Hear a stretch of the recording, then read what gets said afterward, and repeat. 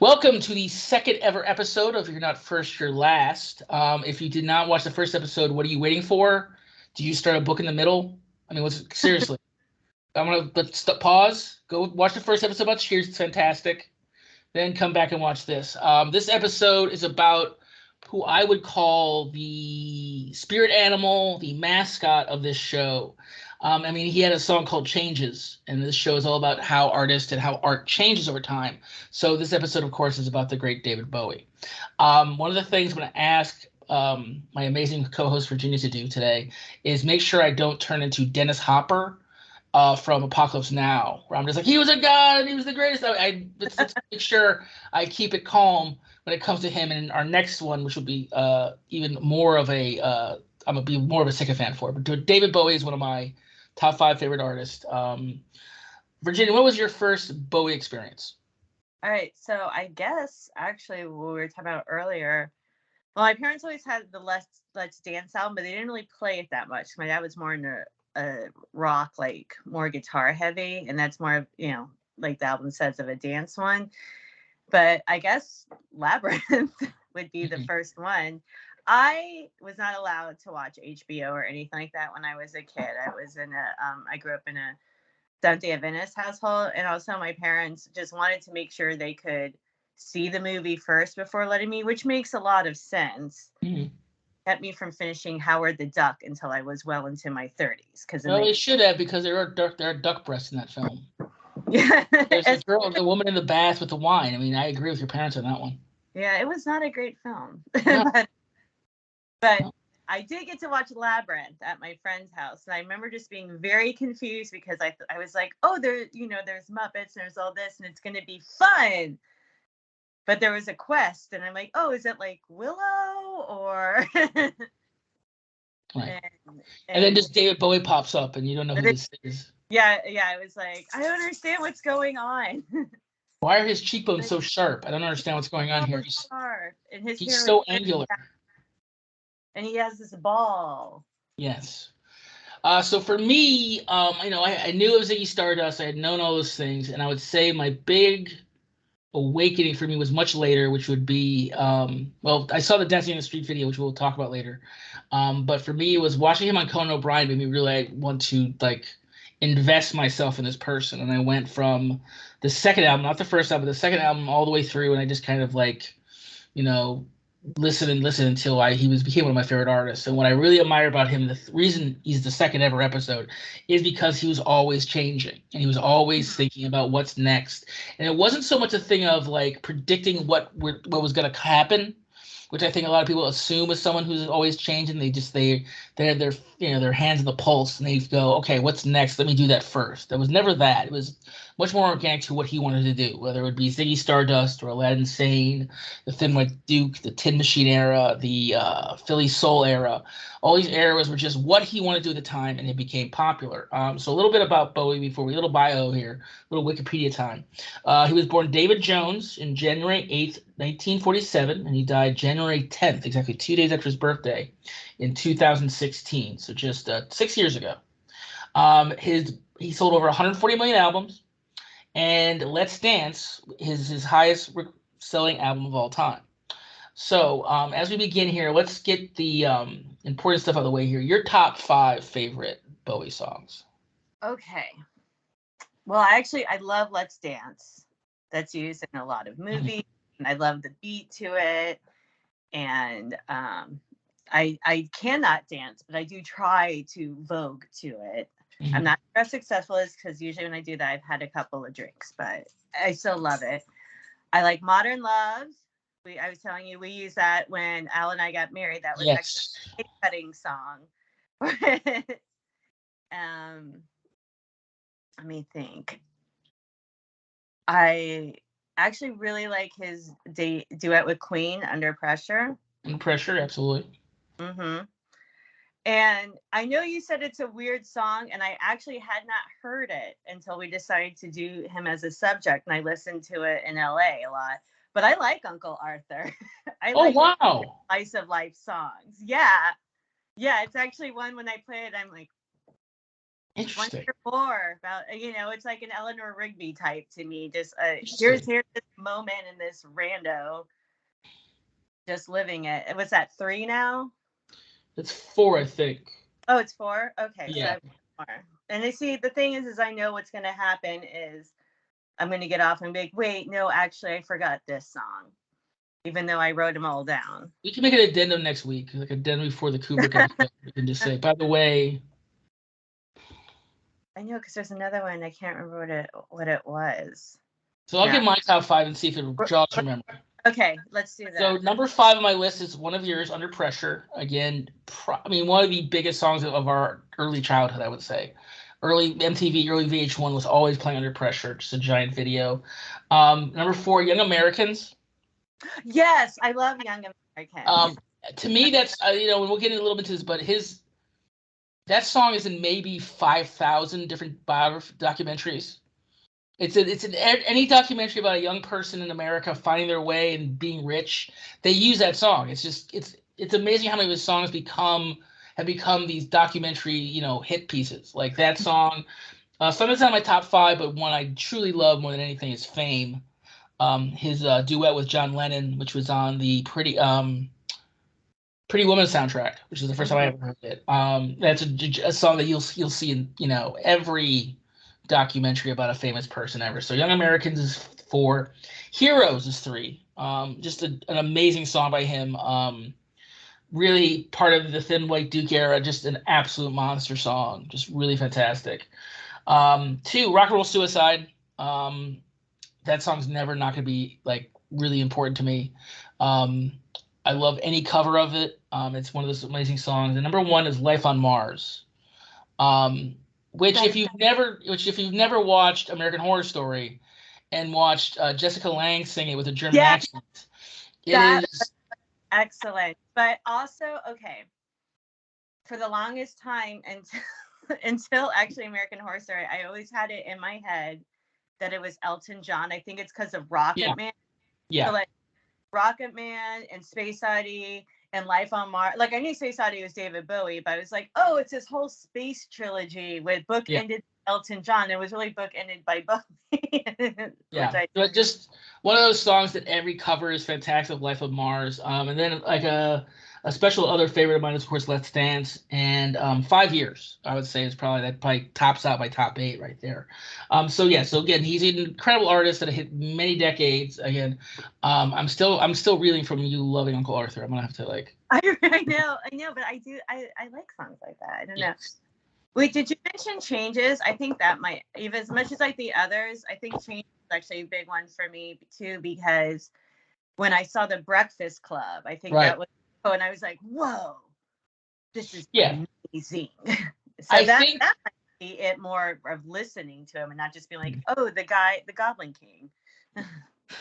I think what's really amazing about him, and again, trying to keep my Dennis Hopper levels down, is that his songs are such iconic songs for movies and documentaries. I mean, Fame, Under Pressure, all these songs are just, they seem to recognize a time. Like it just hits you back to a time. Like Let's Dance is so early 80s to me.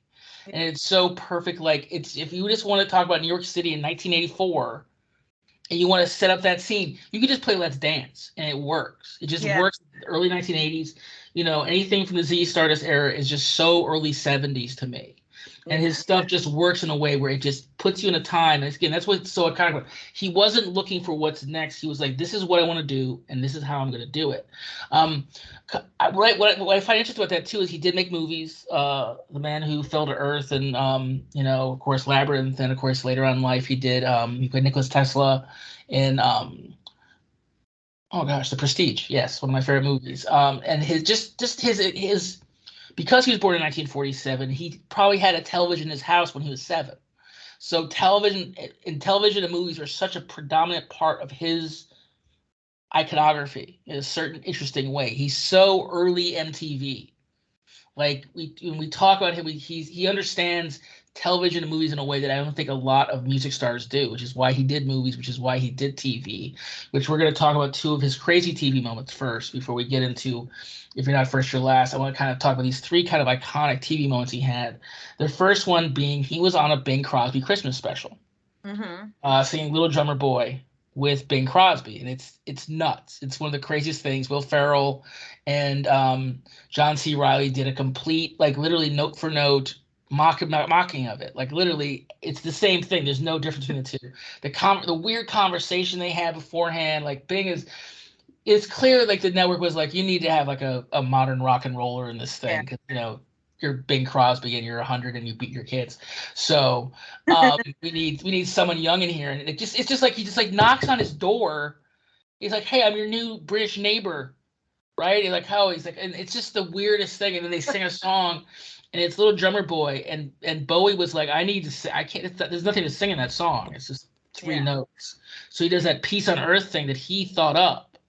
So again, he wanted to be in it. He jumped at the chance. I read about it. It was again. He's so about his iconography. He's so about TV is a medium that works well. He's the first one to do music videos. There's music videos from his first album for "Buy a Toy," or "Buy a Suit Jacket." There's certain songs from that first album again, which was a complete flop. I mean, a Yeah, complete flop. I get it, because honestly, the album as a whole, I was like, and I know you're like, yeah, but you like Uncle Arthur. I'm like, yeah, but I mean, it kind of, that's the first one, and Yeah, it was fun, but I was like, that really doesn't distinguish it too much from what other mod bands of that era were doing. yeah. It was very. Like the whole album as a whole, you're like, oh yeah, this is definitely one of those where I can see it having a couple hits, and then you're like, oh, whatever happened to? When I read that, when I listened, I was an album front to back for the first time ever for this show, because to me the first album is always going to be Spaceman. Gonna be the first one. That's the first. They're both self-titled, interesting enough. Like the first two albums are both called David Bowie. The second one becomes Starman because of how popular that song is. But no, it's interesting. To me, it does feel like all those interstitial songs on the Who's Tommy, those little 2 minutes interstitial songs that just Yeah. set up character. That whole album just seems like that to me. It just feels like this weird little Who album in between all the big songs like Tommy and stuff. But yeah, the Bing Crosby moment's amazing. I highly recommend it. If you've never watched it, it's surreal television. It's been a minute. I'll say that because that was the 80s, right? Yeah. Yeah, I mean, it was weird just because they're like, oh yeah, I mean, who better than Bing? When you think Bing, you think Bowie, right? And you're Yeah. like, no one's done that. Okay, but and it became a Christmas. You hear it sometimes in stores at Christmas time. The Christmas compilation albums. Yeah. I love Christmas, and it's on probably about 4 of them. But I mean, Christmas specials at that time were kind of like that. They're like, oh, we all just, hey guys, oh yeah, hey superstar Deborah Winger, what are you doing here? Oh, Deborah Winger, that's a great one. I highly recommend it for anyone who's never watched it. If you love Christmas specials, it's my favorite of all time. It is the Judy Garland 1968 special, where she's clearly on speed. She's clearly like, there's a Liza Minnelli who's like 15 in there or 16, and already you can see, oh my gosh, she'd be a star. She says something about her mom being old, and you can see like she's actually angry at her. She doesn't realize this isn't a script. It's like, it's a script. Let's calm down. And like Mel Torme shows up at some point in the middle because everyone's like, this is a disaster. We need to get like a Christmas expert in here. We bring in Mel Torme. No. And at one point, Judy's looking at the wrong camera and she's talking, and Mel Torme just takes her chin and pushes it so she's looking at the right camera. He's such a pro. He knows she's looking at the right. She's like, and she talks the whole time, and she doesn't realize it. There's like dancing Christmas trees. She thinks it's real, incredible. I'm gonna do a special episode about that one someday. Yeah. So the second thing beyond Bing Crosby specials, of course, the video for Dancing in the Streets, which is bananas. It is the craziest thing. It's Mick Jagger, David Bowie, 1983, and they're dressed like 1980. It's their dress. It's very 83. Yeah, it's like, although I've always wanted to, even back then when I was a little kid, I'm like, I want Bowie's duster from this. I want that jacket. Mick is giving like regular 83 look, Yeah. and Bowie is giving Vogue page. Yeah, he's giving GQ. Like, this is cover. Like, what is this guy doing in Publix with this? But this is yeah. You're like, yeah, this is, of course. Why wouldn't he wear that? This is during his I Love America era. This is during the Philadelphia sound. And he decided that, what better thing to do than to do a cover of Dancing in the Streets, a Motown classic, with Mick Jagger. And there are points where they're singing face to face, yelling in each other's faces these lyrics from Dancing in the Street, which is again not the most amazing. And then of course there's the butt shot where they both their butts are shaking in Mhm. tandem, and it pauses. The screen pauses on it for long enough where you like, do you get it? Like, you better get this because this is Jagger and Bowie shaking their butts for you. Please enjoy it. If you've never, again, if there's two things that you come, I'm gonna stop. I'm gonna pause right here. Go ahead and pause and watch those two things. In fact, let's pause. Wait. I just want Yes. to actually no. Go ahead and pause, and then done. I will give you the impression that I got watching it, Okay. which is Well, a positive. yes. Again, it's yes. So, So go ahead, pause. Good. now, Listen to everybody. Wait, before we pause, go ahead and listen to every Bowie song ever. Watch Labyrinth, watch The Prestige, watch The Man Who Fell to Earth. Just do it. It's just it'd be like 4 days of work. all Okay, right, then you come back. Now we're back. Okay, so go ahead and give your impressions of Dancing in the Streets. it gives couples that are still friends and have chemistry energy, but they're not getting back together. Right. But it's there. Yeah.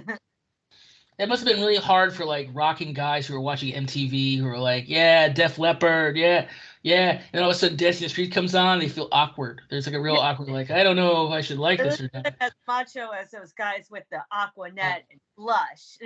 This is like at this point, MTV only had two songs by Jaggers, that and I'm Just Waiting on a Friend, which is also giving off vibes. So it was a very interesting time for him. The third thing that I want to talk about, television moments that I give him a giant credit for, is he was being interviewed. This is like '84 MTV, and he's talking to one of the VJs, and he says, "Why aren't there more black artists on your network?"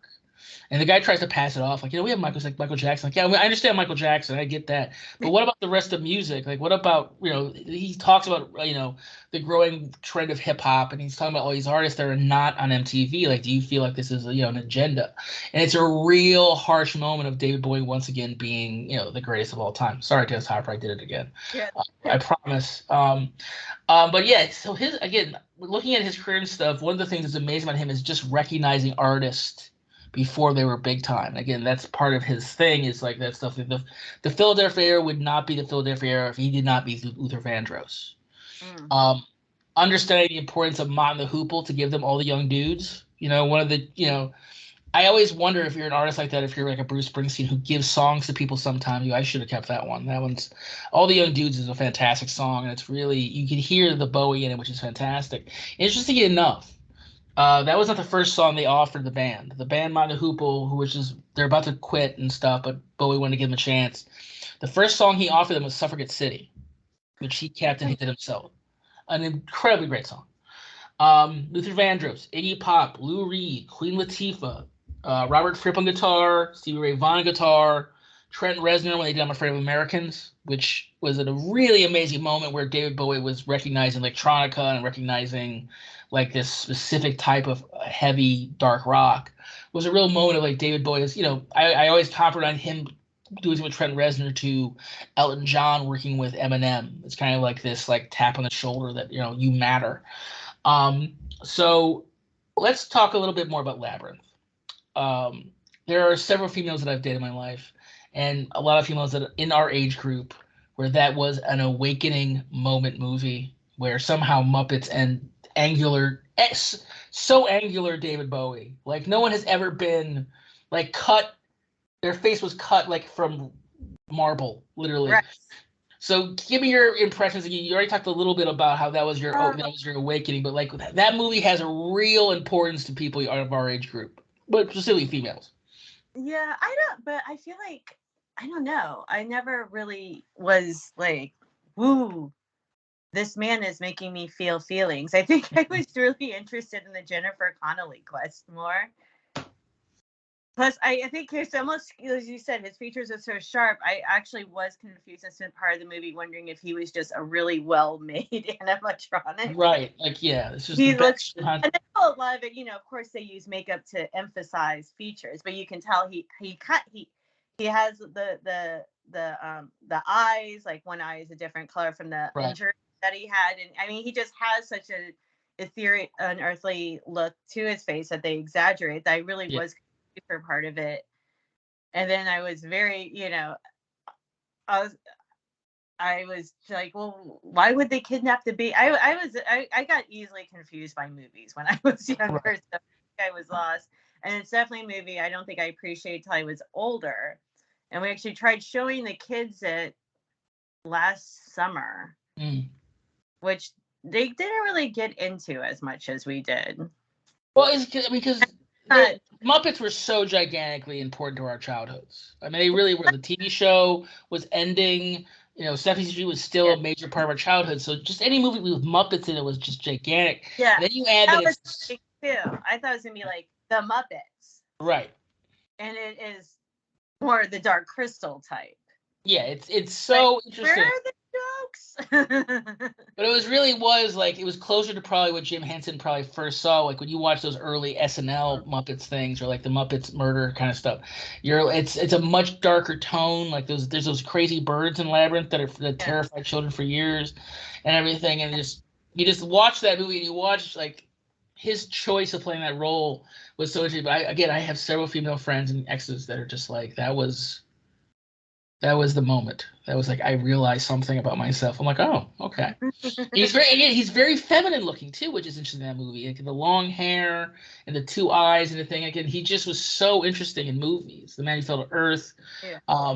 Just a fantastic actor and someone who really understood. Of all the actors, I mean, of all the mod people to go into film, Sting himself did several things.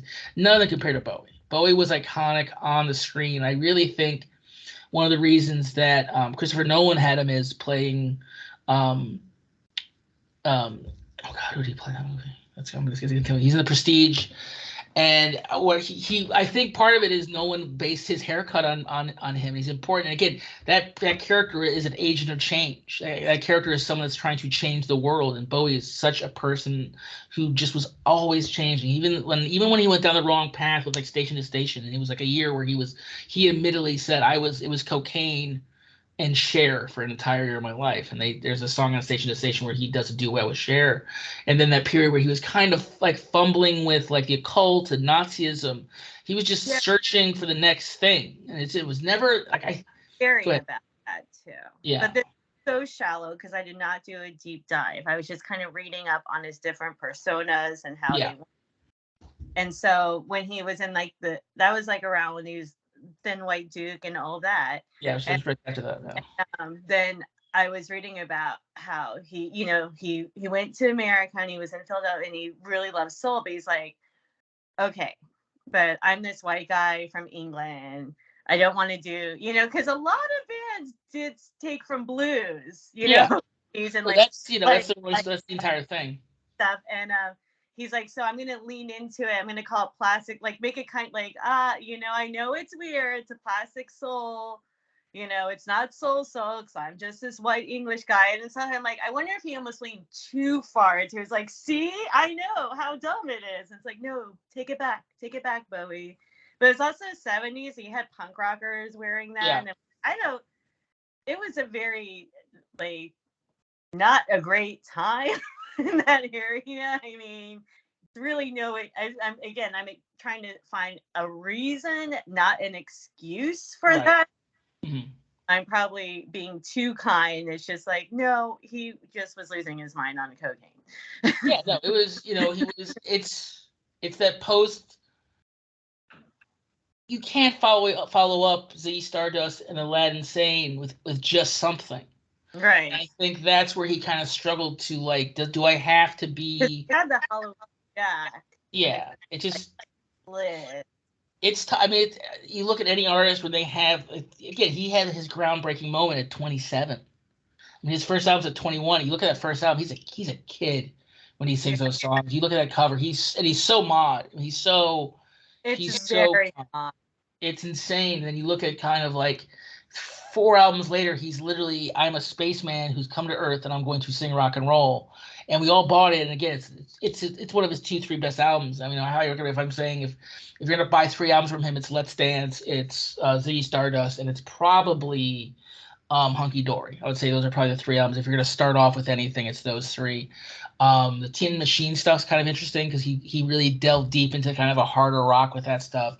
And then his last stuff, his Bright Star stuff is just brilliant. But again, he's just someone, and I can't stress enough how much what I appreciate about him is it wasn't because other artists have tried. I mean, like I always look at this and go, like, why was he allowed to do this and other artists when they attempt this kind of nonsense? And I call it nonsense in the highest level of respect because it's not. It is nonsense when someone else does it. Like the greatest example of all time is Garth Brooks. He created that Chris Gaines character, and he had to be thinking of Bowie. There's no way he wasn't. And when Bowie does it, we all go, well, he's a genius. This is the greatest. You know, Aladdin Sane and Ziggy Stardust are just the greatest things ever. And when Garth Brooks does it, we're all like, oh no. Yeah, but I mean, he also just he literally is like, I am an alien, and Garth Brooks says, I'm wearing eyeliner, which reminds me. I don't know if you read Mariah Carey's memoir, but no, it's on my list, sure. Okay, so this is actually now all over was on the internet last week. She says in one part that she actually made a grunge album, the 90s, but of course Tommy's like, no, we're not releasing that. Are you right? That you're Mariah Carey. We're not doing this. Now go sit in that room while I go cheat on you or whatever. Right. And but now apparently since she wrote it, they actually have the recording still and they're talking about releasing it. I'm not sure if it's going to be good, but I'm just like, good for you, and I'm going to listen to it. But I think, but it's like she wasn't even allowed to try that because probably honestly people have been like, why are you doing this? You're trying to cash in on something, whereas he was like, there wasn't a trend of like, let's pretend we are aliens. He was like, I'm just gonna do this. You don't like this album, I'm just gonna go all the way over here then. Right. Well, what's interesting is like the artist that successfully did this as well was of course Beyonce with the Sasha Fierce stuff, where she was able to have this other persona and it worked for her. And again, I think you have to be that level of artistry where you're already kind of dabbling in that. And again, you're right. The fact that Stardust is so early, it's not. If David Bowie was 24 years into a career, and he decided, guys, on my next album I'm gonna be an alien. And I'm gonna have a band called the Spiders. It's gonna be great. And people are like, you're David Bowie. What are you talking about? But because Bowie did it every time. When he kept doing it again. When he did the Philadelphia Soul stuff, when he did the grunge stuff, when he did the electronica stuff. And you listen to that last album, it's so electronic. But the words are like, to me, what's amazing about that last album is the words are from they could have easily been from one of the 1970s albums, easily. But it's the music behind that changes it.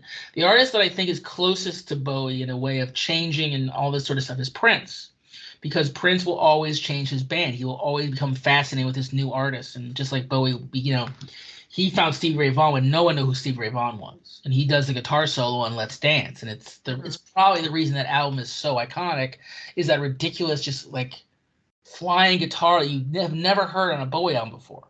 Like never. Like Robert Fripp did stuff on the Young Americans. It's a great stuff. But he found this guy who was a Texas legend and was like, you're gonna play in my, very 1980. It was not a Stevie Ray Vaughan album, but Stevie Ray Vaughan was able to find his way in, just the way Prince is able to find artists that can work within the milieu of Prince. Bowie did the same thing with all these artists I'm talking about. Luther Vandross to this day said I learned more from him than anyone else, and it's a completely different music platform.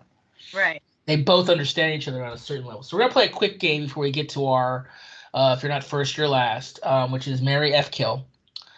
So the three that you had to pick from, Virginia, is Labyrinth, Bowie, Ziggy Stardust, Bowie, and later era, I'm Married to a Man, and I go on Conan O'Brien, and I'm awesome. Or if you want to think about the Bowie that's on the Ricky Gervais show when he sings Little Silly Fat Man. That Bowie. So those are the three Bowies you have to choose from for Marry F Kill. Okay. Is Bowie still married to Iman in this one? No, he is not. No, this is a clone.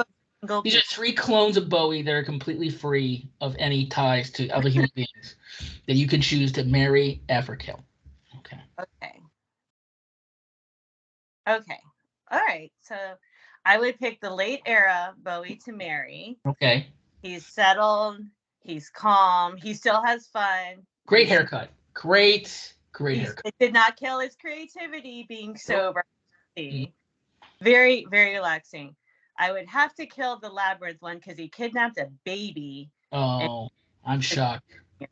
And I'm really shocked. I figured poor Ziggy's gonna be killed. no, Ziggy. Believable. I mean, that's from another planet. I mean, how are we? Yes. Yeah. Well, you have Come to. on, that's an experience. It might Absolutely. be bad. It might be good. I might die. Right. And Okay. again, we are all single in this one. Yes. Obviously. Yes. Correct. If now I'd be like, excuse me. Correct. Virginia's husband. I did not. I would. Okay. As again, as a the man that I am, I'm gonna say I would definitely marry older era Bowie.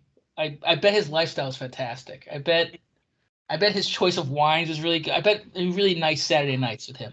I'm gonna kill Ziggy Stardust because he's an alien. It's insane, and I want to, I think I need to have the experience with angular long hair Bowie. I think I do. I think I need that one time experience just to know.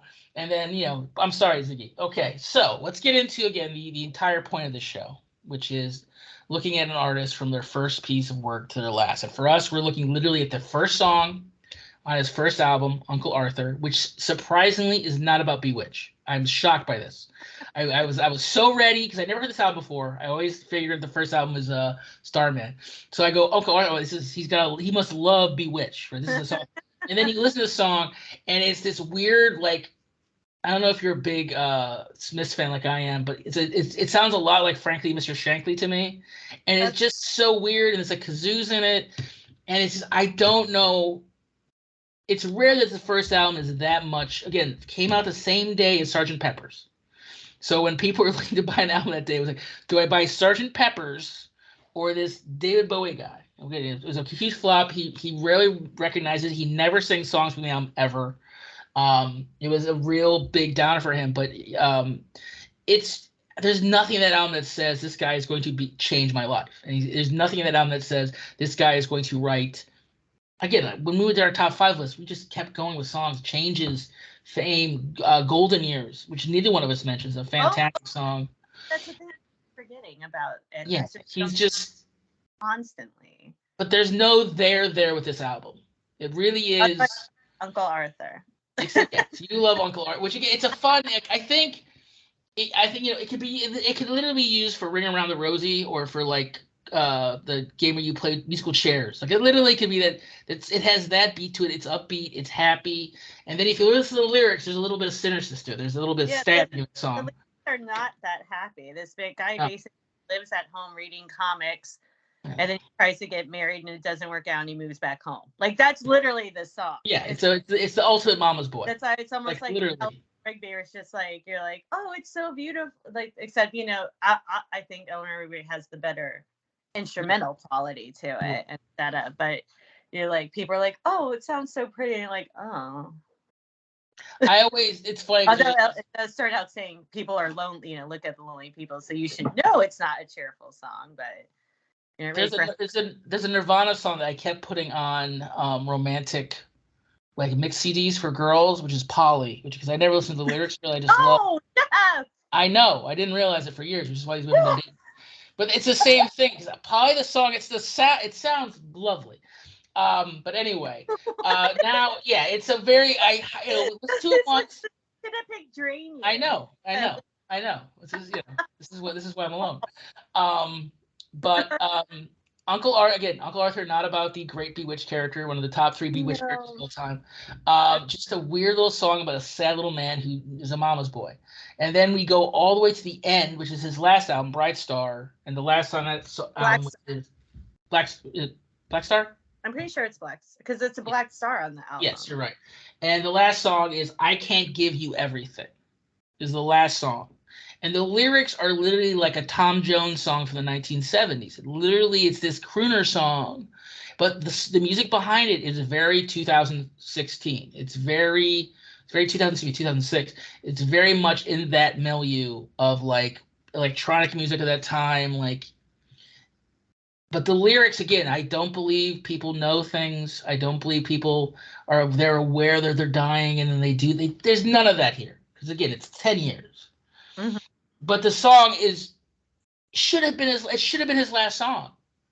it works so well on that level that it brings me to tears every time I hear it, because he's literally saying, I've given the world so much.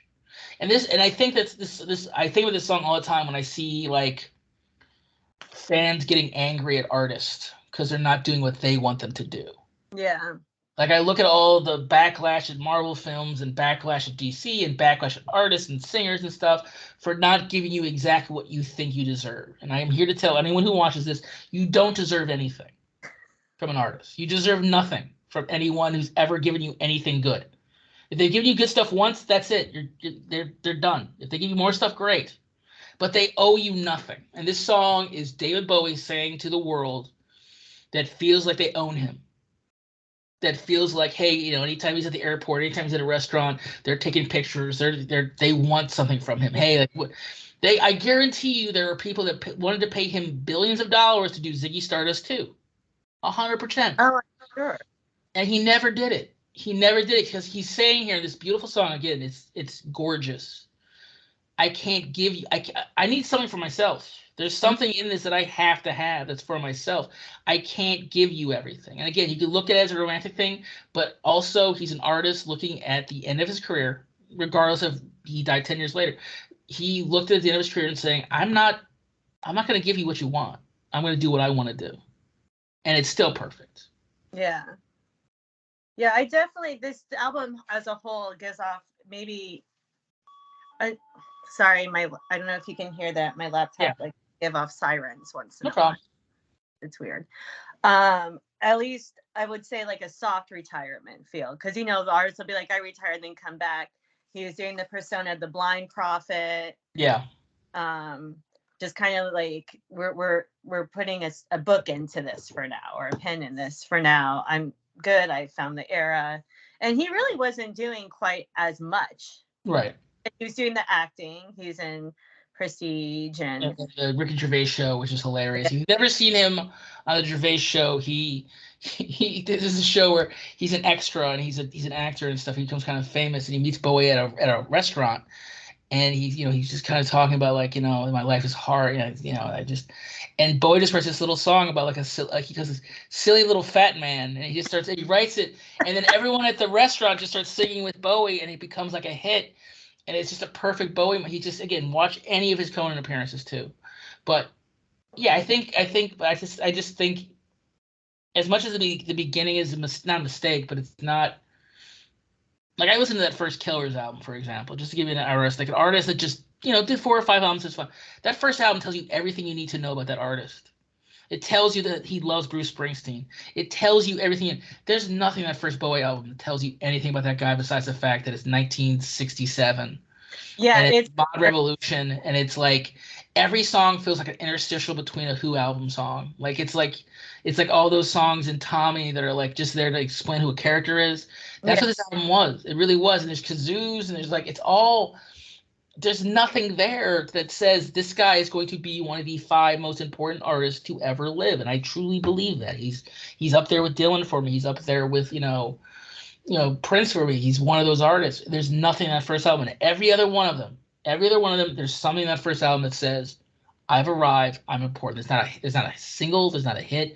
He got lucky that they gave him a second chance with Starman, and then Starman became like the song literally that NASA played when the space shuttle went up. He hit the zeitgeist with that song. He hit it. And it took his second album, and that's just one hit. Again, people think Ziggy Stardust is his 3rd album. It's not, it's his 5th. Like his giant moment of becoming the biggest artist in the world was his 5th album. That would not happen today. That could not happen today. You have one shot and it fails. Good luck. Yeah. But you also could maybe overhaul your identity better than right. Yeah. Yeah, it's true. It's amazing. He had hits on those albums, but it was like he was someone that other British artists admired, but he was not someone that was like getting. I looked. Rolling Stone does not talk about him until Hunky Dory, and even then they go, well, it's fine. He's like a singer songwriter in the Lennon fashion and stuff. Like they're not. Yeah. Again, you look again. Every artist of that era, I look for those Rolling Stone reviews and to see what they said. Again, they slashed Led Zeppelin. They hated Led Zeppelin for until album 4. They did not talk about Bowie until Ziggy Stardust. And that's an amazing thing that he got 5 albums to figure out who he was. Like insiders knew Hunky Dory was great, but no one else was talking about Hunky Dory. They just weren't. No. So again, looking at him from first song to last song, there is growth, there is change. But again, he changed every album, so it's a little bit of a misnomer. This again, that's why he is, like I said, if I could afford to play changes before every show, I would play changes before every show, but I just don't have that money. No, that would be a hefty Yeah. chunk. Yeah, so I really appreciate you going on this journey with me, because again, this is one of my sycophantic things. We'll be going on over one of your sycophantic things in 2 episodes. Very excited about that. But next one is going to be Stanley Kubrick. So once again, I'll have to keep my Dennis Hopper levels down because he is my favorite filmmaker of all time. So for those who are watching this episode who want to follow along for the Stanley Kubrick episode, we consider his first film to be The Killing. That's his first film we're gonna watch, and then Eyes Wide Shut, the last one, which I have so much to say about. Okay, so I want to thank everyone. Please sure to like and subscribe. Virginia, any last words from you?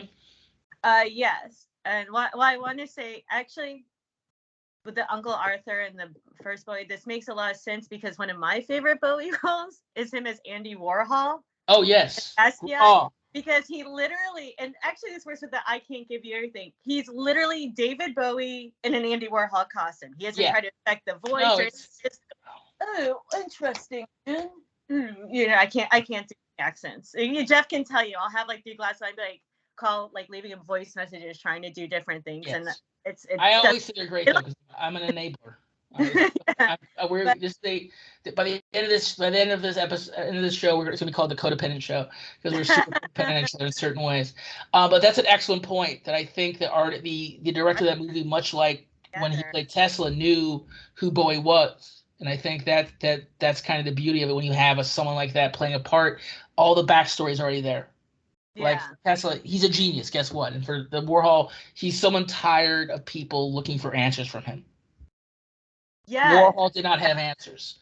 Like I always think of Salinger, those people who'd go to Salinger and ask, like, should I buy a house? Should I have a kid? And like Salinger's like, I wrote one book, anyone gives a crap. What makes you think I have the answers to your life? And he would yell at these people who'd come up to New Hampshire to get these answers in life. And I think the same thing would happen for a Warhol or a Bowie. People would ask them for answers for things they had no business answering.